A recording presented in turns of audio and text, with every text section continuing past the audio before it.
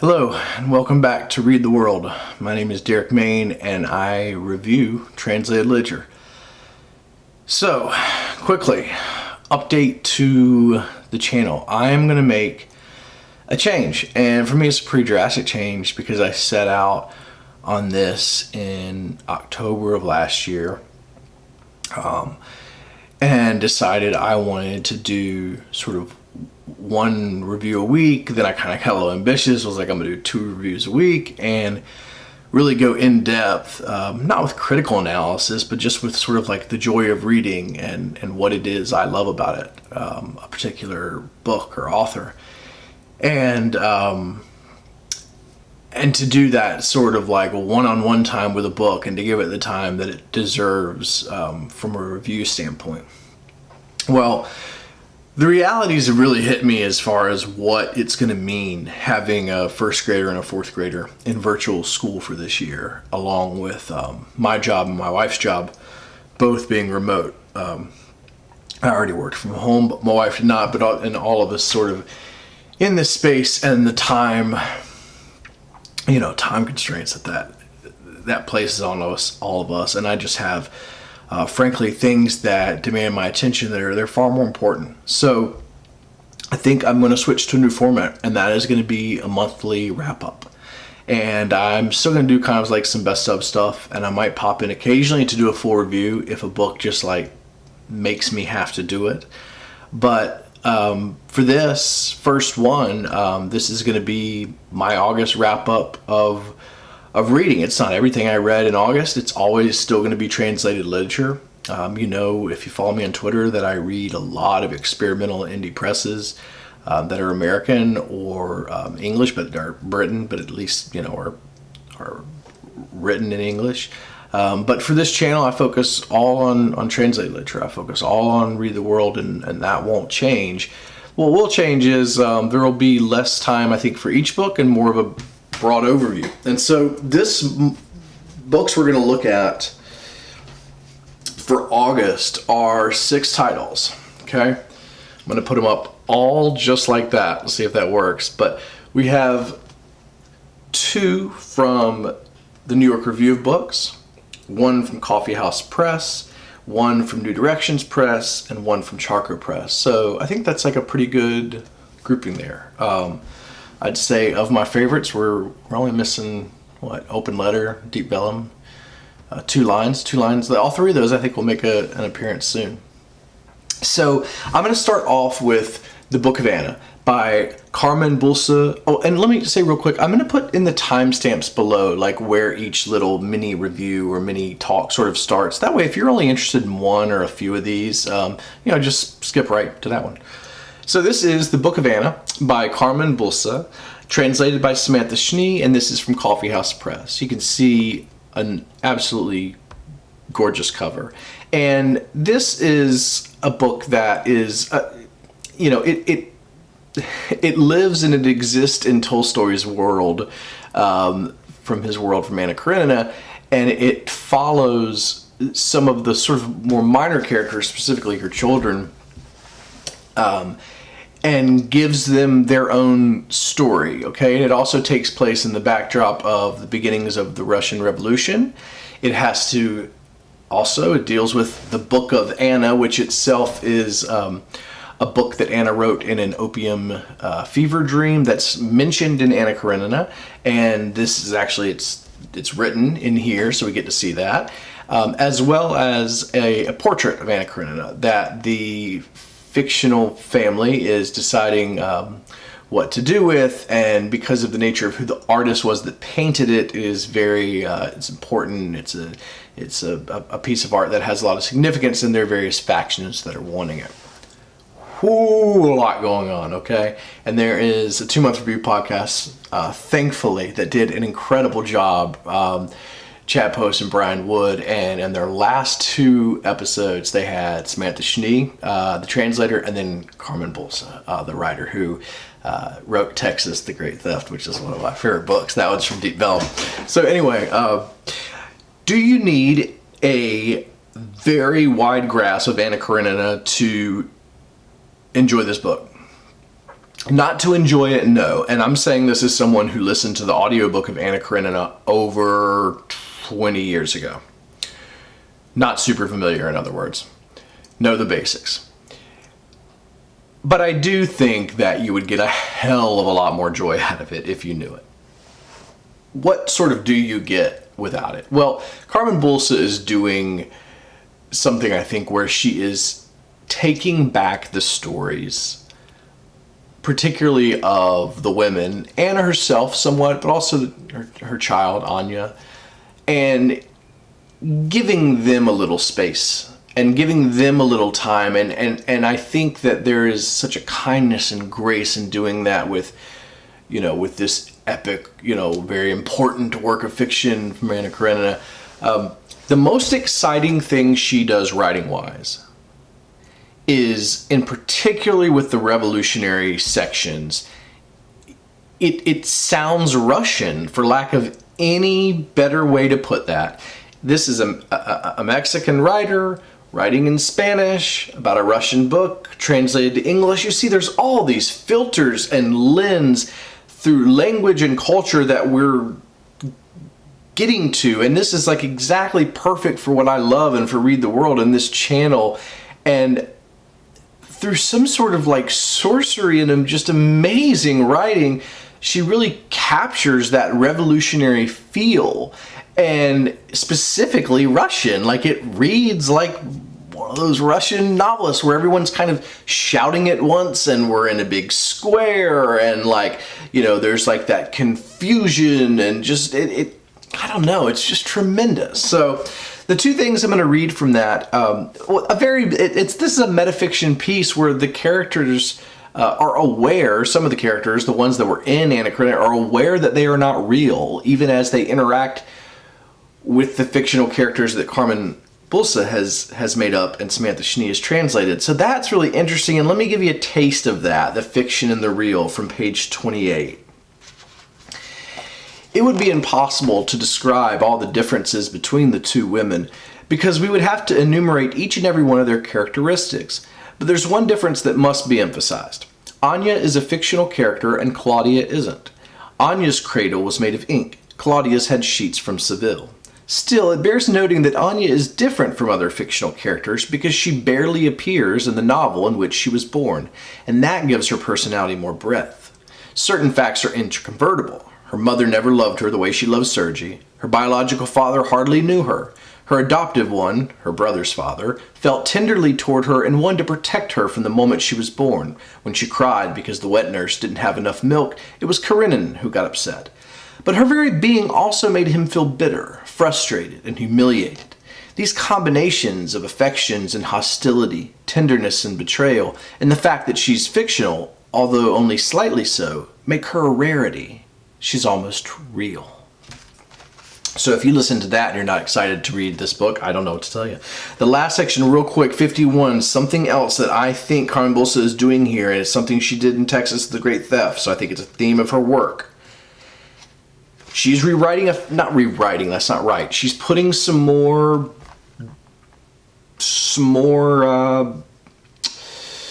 power to a very, very transcendent, famous, epic novel, which novels, literature like that become part of our history, okay? And I think there's an interest in Carmen Boullosa in who gets to write history, because those who write history, of course, define it, and they make the decisions on what's there and what isn't. This part in particular really speaks to that, and I think it actually goes further in discussing sort of part of the project of Carmen Boullosa's writing overall. And so, according to the story, Vronsky died. His thick hair, in fact, he was going bald, uncovered, dressed in white, despite the fact that he was wearing an officer's uniform, which was a different color. A courageous man of action, although his toothache had weakened him significantly and he was still suffering from Anna's death, aiming his crank, though in truth he was killed by his own men while reaching for his hat. If the journalist version had been true, Vronsky's expression would have changed the second the bullet hit him between the eyes, from pain to twisted, like a howl of laughter or a fit of delirium. But no such thing ever happened. Every era has its own Vronskys, revising their own histories to be courageous and heroic, mediocre actors in their own destinies, obscuring the truth with smoke and mirrors, gilding their own stories, and making little difference. All right. Next up is from New York Review of Books, and this one was Jakob Von Gunten, the first Robert Walser that I had read, and this one is translated by Christopher Middleton. A lot of fun. I found it very playful. I can definitely see sort of the a little bit of that absurd sort of Kafka type stuff that he's maybe connected to in a way. I mean, and I just think that his language is what makes it so much fun to read, and the story propels itself really well. But truly, to me, this is a comic novel, and that is the fun in it. I'm just going to read one quick section to give you a sense of sort of how playful and wise young Jakob Von Gunten is. And Jakob Von Gunten is like a 17-year-old who has run away to this school that teaches you how to be a servant, whether it's a butler or a maid, whatever it is, and how to serve others. And he is just observing the world and this very strange school that is going to metamorphosize into something else a bit entirely, and is going to feel dreamy and eerie and surreal. But he is going to comment on the lives of the, headmaster, the teachers, his fellow students, and in doing so, comment sort of on humanity, on all of our lives, and as well as his older brother, who's a famous artist in town that kind of provides his bourgeois escape while he's, trying to learn how to be a servant, a good little boy. And it's that's kind of like the vibe of it. All right, page 124. Here's a sense of how playful. Already in those circles are his brother. Already in those circles, people like to call me the little Von Gunten, in contrast to Johann, whom they have christened the big Von Gunten. These are jokes. The world just likes jokes. I don't, but it doesn't matter, all this. I feel how little it concerns me, everything that's called the world, and how grand and exciting what I privately call the world is to me. My brother has tried to introduce me to people, and it's my duty to make much of this. And it is much, too. Even the smallest things is much to me. To know a few people perfectly takes a lifetime. I love that last sentence, to know a few people perfectly takes a lifetime, but I really I feel how little it concerns me, everything that's called the world, and how grand and exciting what I privately call the world is to me. That was really great. All right, our next NYRB is The Longships, a massive tome written by Frans Bengtsson. This is translated from the Swedish by Michael Meyer, and it is incredible. Incredible. There's nothing else like it. I would compare it to the Bible, Moby Dick, that's it. It is that big of an epic. It is the story of, it's a historical fiction of the Vikings. And you're going to be immersed immediately, and it propels itself forward. There is no, it's just action. It's just action all the way throughout. Incredible characterization, but really it's just like story after story after story, like tale after tale after tale, to weave together this wonderful tapestry that feels so incredibly real. And I don't read a lot of historical fiction, but The Longships is unbelievable. I can't tell. I ended up making myself only read 100 pages a week in August. This is 500 page book, because I wanted to savor it. Incredible. I'm only going to read one thing, real short thing, page 218, just to give you a sense of the thing. There's no way to give it to you in a quote here, but this is just one little section as the Vikings come up upon London. Soon they rounded a curve in the river and saw London lying before them on the right bank. It was a sight that struck the Vikings speechless with wonder, for the town was so great that from the river they could not see its end, and the priest told them it had been calculated that more than 30,000 men dwelt there. Many of the Vikings found it difficult to imagine what so many men could find to live on in such a crowded place with no fields or cattle. But the wise ones among them knew, and said that such town dwellers were an evil and cunning race, who understood well how to earn a livelihood from honest country folk without themselves ever setting their hands to a plow or a flail. It was, therefore, these wise men argued, a good thing for bold sailors to pay occasional visits to these people, and relieve them of what they had stolen from other folk. So they all gazed spellbound at the town as they rowed slowly up against the tide, thinking that here indeed there must be riches worth the taking. Awesome. My latest obsession is the writer Daša Drndić. She would not be an obsession were it not for the BTBA Awards, where I read the winner this year, EEG. Then I went ahead and bought everything. So the next thing that I read this month, well, it's the second today, September 7th. The next thing I read in August of hers was Doppelgänger. Okay, not connected to EEG. The next thing I will read is Belladonna, which is actually the prequel to EEG. I should have read it the other way around, but such is life when you find things. Doppelgänger is, again, written by Daša Drndić, translated, I think, again translated by S.D. Curtis and Celia Hawkesworth. Celia Hawkesworth did EEG, but this one has got two translators. A New Directions paperback. Daša Drndić is my favorite writer right now. Daša Drndić is someone who I've never read anything like it. I've never read anything like the way she messes around with memory, with real history, with the private and public traumas, and with dealing with fascism. There's no writer that I can think of more appropriate for right now and for this place we're in. Doppelgänger, a little different because it is a traditional novel in a sense, much more so than EEG, which is a play on memory, kind of someone sitting and remembering everything. But Doppelgänger is really cool in that it's sort of cut up. The beginning part is an older couple that meet. There's a really odd hand job scene. It's good. I don't know if the hand job's good. I wasn't there, but I do know that the scene is good and weird. There's some very, very weird stuff with rhinos. Some of the cover have rhinos on them. This one has a gnome from one of the characters, and it's just a bizarre book, and nuggets of brilliance abound. So let me give you two different things. First one on ideology and Foucault, so page 129. This is in parentheses, which means it is the thoughts of Prince. Prince is one of the characters who the narrator in Prince will have a back and forth throughout the book, sometimes disagreeing, and Prince is in that. So the first part you'll see here is not, before I highlighted, that's not in parentheses. So this is the narrator saying, the ambulance does not come, Prince carries on. Now he is going to toss Foucault in, obviously, and now here is Prince's thoughts. Do you know what ideology is? It's an activity that permeates the whole of society.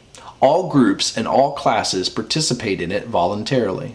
That's why it's impossible to overthrow tyrants and dictators. That's why.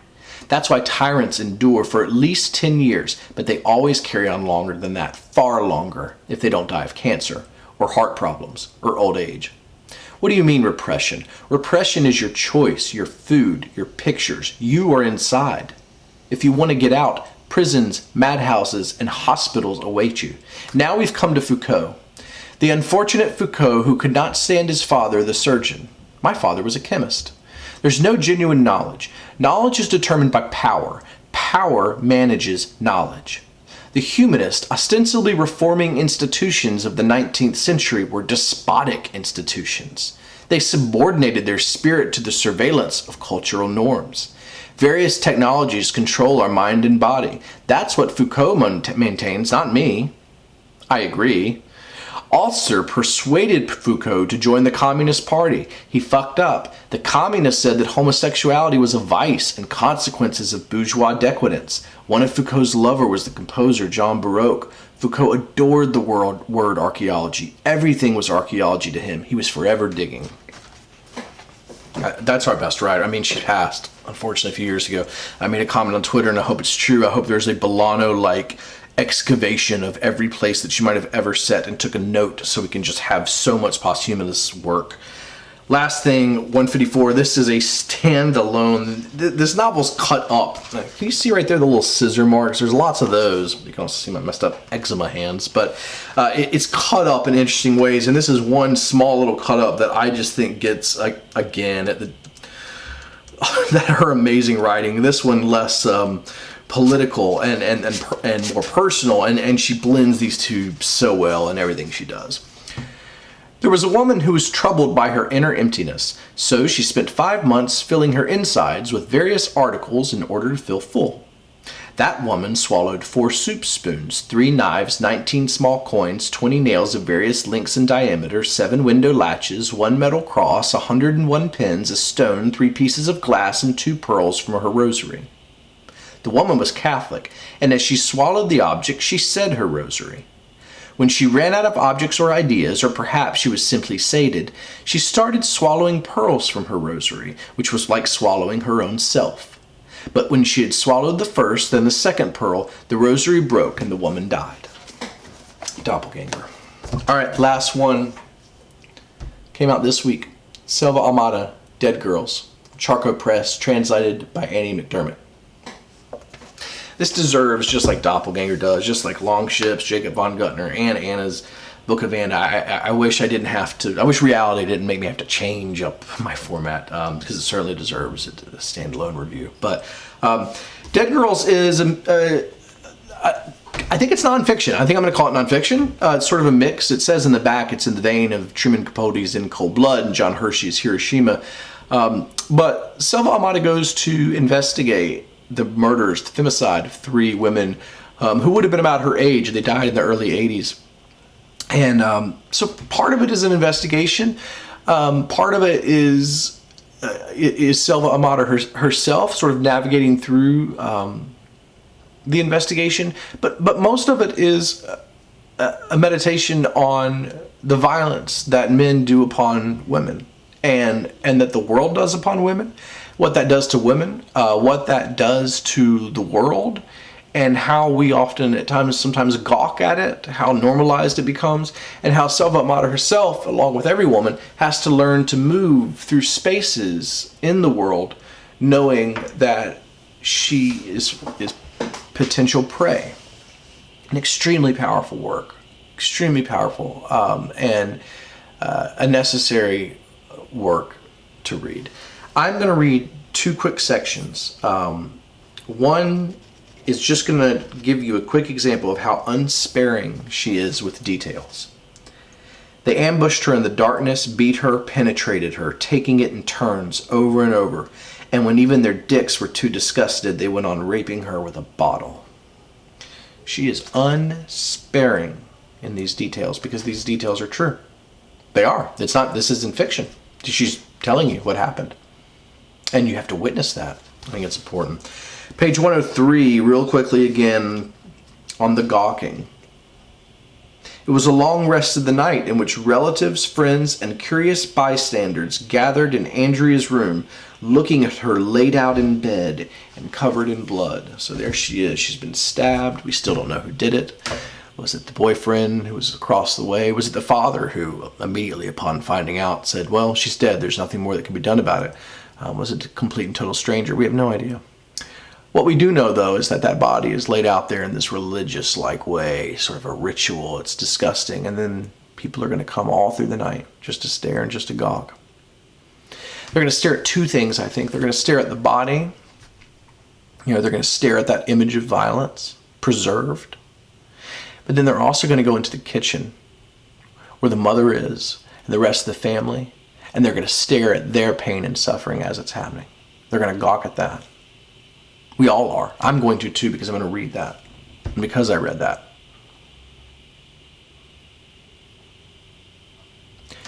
Thank you guys so much. I hope that this new format doesn't turn the small little viewership I have away. I hope you enjoy it. Maybe it'll give a chance to kind of look at more books. I don't know. But that was my August reading wrap up. And I'll see you guys probably in a month. And always on Twitter because I'm, like everybody, an obsessive. And I also, by the way, I should say, I hope to do a lot, continue to do the live stuff with Michael from Knowledge Lost, where we can kind of just do more riffy type things. Those things fit in my life more so than, this kind of thing. But be good to folks.